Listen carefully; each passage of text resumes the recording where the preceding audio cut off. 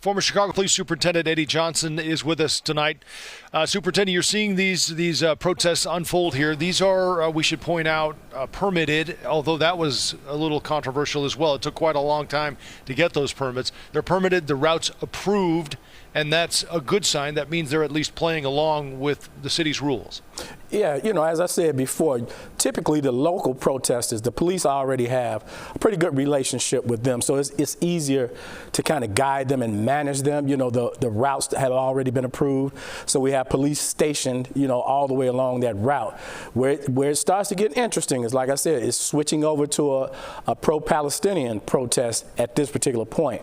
So now you start to have a situation where you could have outside agitators coming in and make this a more difficult protest to manage. But as long as it stays like it is, and I'm more than confident that although we don't see the full contingent of police officers down there, I'm more than confident they have them tucked away somewhere. So if the event does rise that they need to bring them out, then they'll be able to do it. Superintendent, you were talking earlier about when you do need to have additional resources. There's state police, there's federal resources. Take us through that, and at what point there could be the call. What would trigger that call for additional officers, and even to the point where we needed federal assistance? So the way it normally works is our federal resources, they're out there already.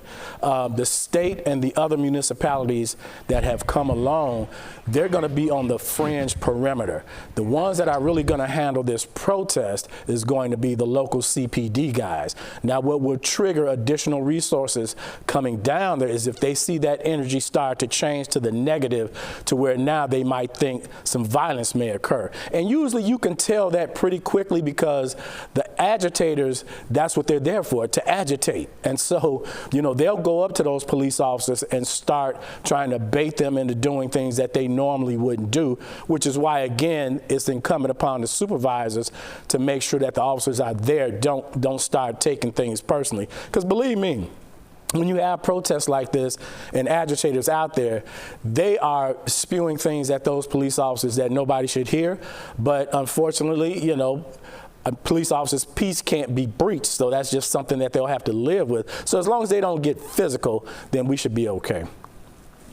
All right. Superintendent, thanks. We're going to again ask you to stand by, because we're going to keep an eye on this rally and demonstration as the night progresses. It looked to me like they were getting closer to Randolph, maybe, so they're heading down to Grant Park and on their way right now, but growing and certainly ramping up in the energy.